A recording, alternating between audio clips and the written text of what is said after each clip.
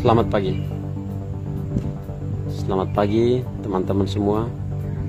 Selamat pagi penghuni Negara Kesatuan Republik Indonesia. Jika seorang pemabuk dianggap sampah, alkohol, miras tradisional, moke, sopi dianggap merusak generasi penerus, lalu bagaimana oknum-oknum ahli agama, oknum-oknum tokoh-tokoh agama yang merusak pikiran masyarakat dan yang merusak pikiran generasi penerus dengan tidak menjaga lidahnya? Terima kasih.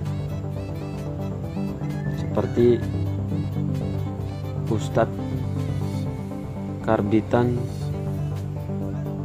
Yahya Waloni atau Wahwa Waloni atau Yahya apa, jika Roy Suryo mengatakan Mas Denny Siregar ujaran kebencian, harus si Wahwa Yaloni kah apa, beliau lebih mengujar kebencian dengan menghina agama lain. Jika saya bandingkan cuitan Mas Denny Siregar tentang miras moke budaya Indonesia Timur, maka Roy Suryo mengatakan cuitan itu ujaran kebencian. Di sini saya mau sampaikan kepada elit-elit politik, manusia-manusia berdasi, berjas mewah, sesungguhnya yang menyebarkan ujaran kebencian sesempurna adalah Wahwa Yaloni. Perlu ditangkap, perlu diseret dan lempar ke balik jeruji besi. Semua konten-konten atau ceramah-ceramahnya benar-benar mengujar kebencian untuk mengadukan atau membuat kekacauan di tengah umat beragama. Jadi kepada Mas Roy Suryo atau Pak Roy Suryo, ahli telematika atau matematika, mantan Menpora, tolong ditelaah baik-baik, dipertimbangkan baik-baik sehingga tidak kelihatan bodohnya. Kalau Anda katakan Mas Denny ujaran kebencian, Wahwa Yaloni lebih dari mengujar kebencian. Maka saya katakan, jika seorang pemabuk dianggap sampah, lalu bagaimana dengan parah oknum-oknum ahli agama yang tidak menjaga lidahnya? Ini dapat saya sampaikan bahwa marilah kita menyikapi apapun dengan kecerdasan otak kita, dengan keintelektualan pendidikan kita, sehingga tidak kelihatan gobloknya.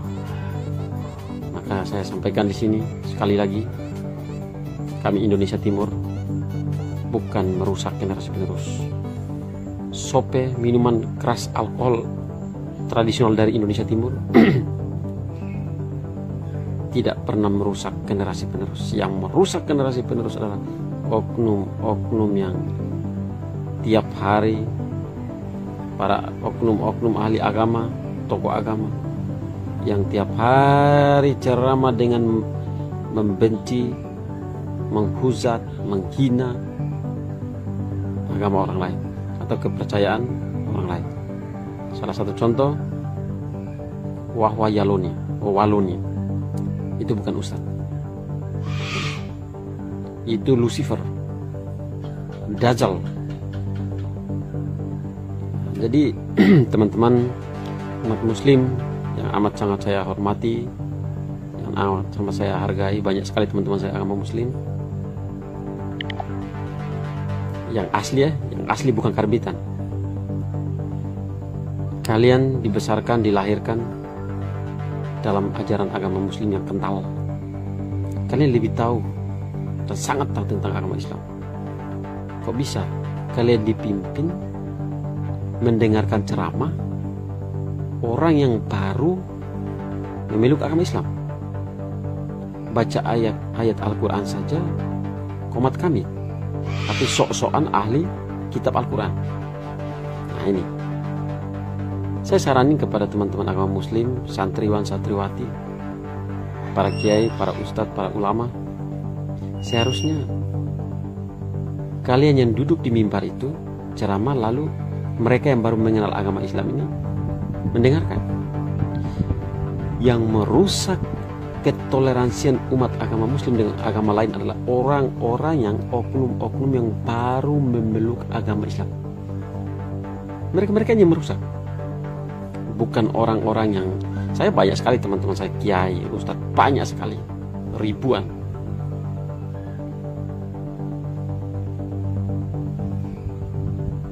Coba kalian lihat perbedaan antara kiai-kiai, ustadz-ustadz yang benar-benar terlahir dan terdidik di pondok pesantren, lahir datang langsung disambut dengan azan, dengan ustadz-ustadz karbitan yang baru memeluk agama Islam. Coba kalian lihat semua, ikuti semua YouTube-nya si Wahwa Yaloni. Dimanapun dia ceramah, pasti dia selalu menghina agama Kristen.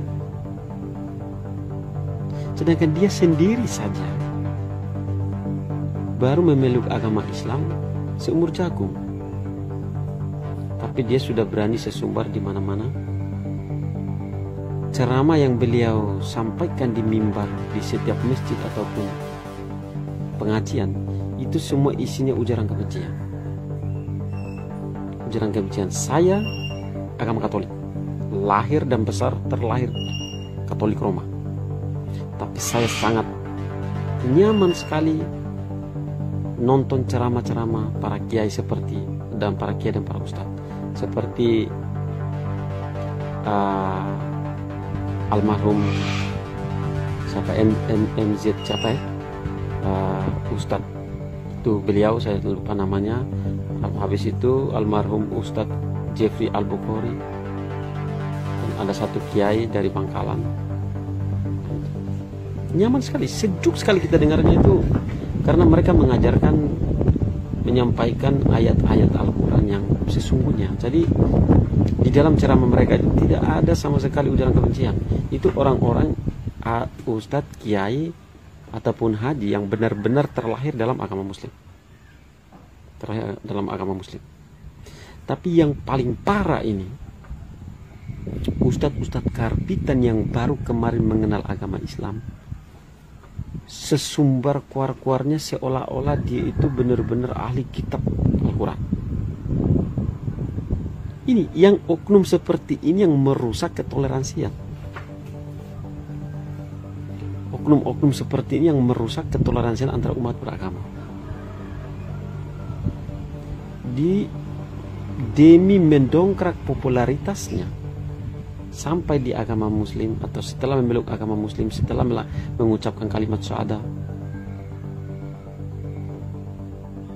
ceramah yang lain tidak ada. Pasti selalu benci dengan atau menghina, menghujat Alkitab. Makanya saya mau sampaikan begini. Di dalam Al-Quran itu kan sudah tertulis ada Nabi Isa, ada Siti Maryam. Nabi Isa dan Siti Maryam mereka hargai dan hormati, tapi kenapa ajarannya tidak? Nah ini saya bukannya saya tidak masuk ke dalam ayat-ayat seperti itu, karena saya bukan seorang ahli agama. Saya seorang sopir trek yang merasa prihatin dengan oknum-oknum ustadz karbitan yang mau merusak ajaran Nabi Muhammad. Yang merusak ini bukan kiai, bukan ustadz, bukan dan lain-lain. Nah, ini seperti Yahya Waloni ini. Katanya ahli kitab, katanya profesor lah, inilah apalah. Kalian pernah nonton videonya, kalau tidak salah waktu itu di Aceh, kalau tidak salah saya, atau di Sumatera. Beliau mengatakan bahwa sakit dalam perut ini tidak sembuh-sembuh sudah beberapa hari. Tiba-tiba saja ada umat atau atau ada santri di belakang mengatakan sudah mau mati itu, sudah mau mati itu. Dia jawab apa? Mau penggal kepala, mau bunuh, dan lain-lain. Ini ustadz seperti ini yang umat-umat muslim bangga-banggakan, umat-umat muslim agung-agungkan, undang dia untuk ceramah. Apa yang kalian mau kutip itu merusak toleransi otak generasi penerus yang sesungguhnya. Dia berusaha menjadi seorang yang sok hebat di mimbar, di masjid-masjid atau di haul atau di pengajian. Yang di bawah mimbar ini anak-anak kecil yang generasi penerus bangsa ini. Dengan dia punya ceramah-ceramah ini yang sangat memprihatinkan, maka dari itu beberapa oknum ahli agama, aktivis, tokoh-tokoh agama mengatakan bahwa pemabuk itu sampah. Seorang pemabuk itu sampah. Miras, moke, minuman alkohol lainnya itu merusak generasi penerus. Sesungguhnya saya sopir trek berpendapat bahwa yang merusak otak generasi penerus adalah ustadz karbitan, seperti diantaranya salah satu Wahwa Yaloni. Ini yang sempurna merusak. Sampai di mimbar, ya agama Kristen itu seperti ini, orang kafir itu seperti ini, agama yang lain itu agama paling rusak, paling jelek seperti ini. Itu secara tidak langsung akan muncul rasis, akan muncul lagi anak-anak kecil ini sampai di sekolah akan benci dengan agama yang lain. Karena apa? Ini karbitan ini sudah mulai meracuni, merusak otak generasi penerus. Apakah sopi tradisional, moke tradisional, minuman keras tradisional dari Indonesia Timur merusak? Kalau minuman keras dari Indonesia Timur ini mau merusak generasi penerus, sebelum itu si Yahloni itu lahir juga sudah rusak. Wahwa Yaloni itu sendiri berasal dari Indonesia Timur, nenek moyangnya pemabuk. Orang Indonesia Timur, saya mau sampaikan secara live ini, orang yang lahir di Indonesia Timur sudah rusak sejak dalam kandungan. Kalau memang mau rusak karena minuman keras atau alkohol. Nah, ini yang saya mau sampaikan kepada teman-teman umat muslim seluruh negara Republik Indonesia. Bila mana mau mengundang ustadz-ustadz karbitan ini yang baru mengenal agama Islam 1-2 hari ini, tolong jangan undang untuk ceramah. Karena apa? Bila mana kalian teriak merusak masa depan generasi penerus, ya ustadz karbitan katanya ujaran kebencian, tandanya. Ini dapat saya sampaikan, saudara-saudara semua.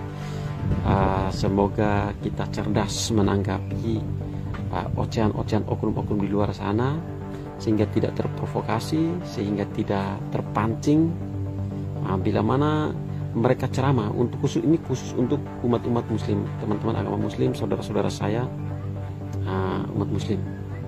Bila mana oknum-oknum ustadz karbitan yang baru mengenal, mereka itu pondoknya di saya itu heran, kok bisa mereka itu jadi penceramah, sedangkan saudara-saudara kita yang berpuluh-puluh tahun di pondok pesantren sangat tahu, bahkan hafal Al-Quran, hafal kitab kuning. Kenapa mereka tidak dijadikan penceramah? Kenapa mereka tidak podium yang mega dan mewah itu kenapa tidak diserahkan kepada mereka? Kenapa harus serahkan kepada Wahwaloni? Kelebihannya apa? Saya ingin tahu. Umat-umat muslim ini kan hebat-hebat. Teman-teman ini kan orang-orang, ada yang keturunan kiai, ustadz, haji. Habis itu hampir 99% umat muslim, anak-anak muslim, generasi penerus muslim di negara Indonesia ini semua pada besar di pondok pesantren. Kalian harus lihat apa yang kalian mau kutip, apa yang kalian mau dapat dari seorang Yahya Waloni. Pengalaman apa?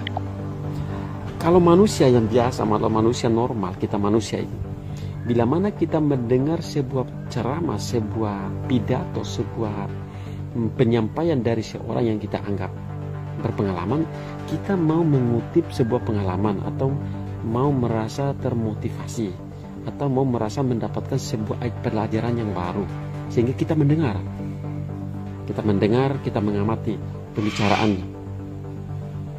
Lalu kalau Wahwali Aloni ini berbicara, teman-teman agama muslim, pengalaman apa, pelajaran apa, ataupun apa yang kalian ingin pelajari dari Ustadz Wahwali Aloni ini? Sedangkan dia punya isi ceramahnya semua ujaran kebencian, semua menghina, menghujat. Jadi saya berharap saudara-saudara baik NU, tokoh-tokoh NU, tokoh-tokoh PBNU, MUI untuk mendalami, menanggapi, mentelaah ceramah-ceramah si Wahwali Aloni ini secara seksama. Jangan bertepuk tangan di atas penderitaan agama lain. Menderita maksudnya Ustadz Waloni hujat, hina, caci maki, fitnah terhadap agama Kristen, Nasrani, semua tepuk tangan dan teriak. Saya mau pesan kepada Wahwali Aloni, Pak Wahwali Aloni, Anda seorang cerdas, Anda seorang pintar. Satu kata saya ingin sampaikan kepada Anda: jangan pernah bangga dengan tepukan tangan, karena nyamuk mati karena tepuk tangan.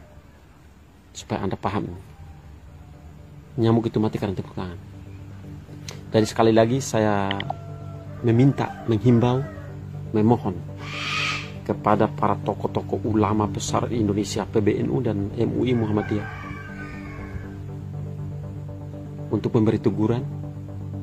Kalau bisa cabut izin, atau kalau memang ada izin ceramah, ada seperti ada SK ceramah, atau ada surat perintah untuk mengizinkan seseorang melakukan ceramah, cabutlah hak dan izin itu terhadap Wahwali Aloni. Kita bukan takut. Bobi Nasution tidak pernah sedih, tidak pernah marah, tidak pernah merasa berkecil hati atas hujatan dan fitnaan yang dikeluarkan oleh Ustadz Yahya Waloni. Tetapi saya prihatin. Kenapa saya sampaikan ini secara live di grupnya Mas Denny Siregar? Karena saya cinta dengan agama muslim, saya cinta dengan generasi penerus, saya cinta toleransi dan cinta dengan ketoleransi umat beragama.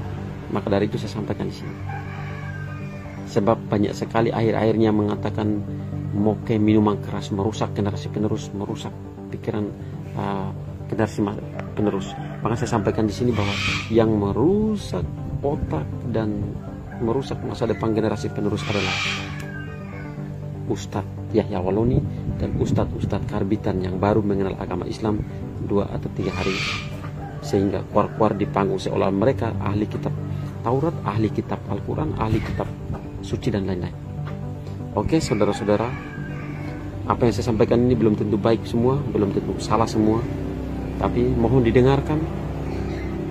Jangan bully saya, jangan hina saya, jangan caci maki saya. Saya bukan mencari sensasi, saya bukan mencari panggung, saya bukan mencari apapun.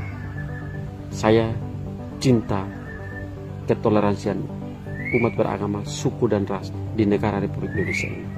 Maka dari itu saya mau mengucapkan terima kasih atas saudara-saudara saya, teman-teman saya sudah meluangkan waktu untuk mengikuti video live streaming saya ini.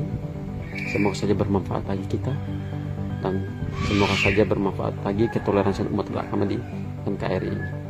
Sekali lagi saya katakan,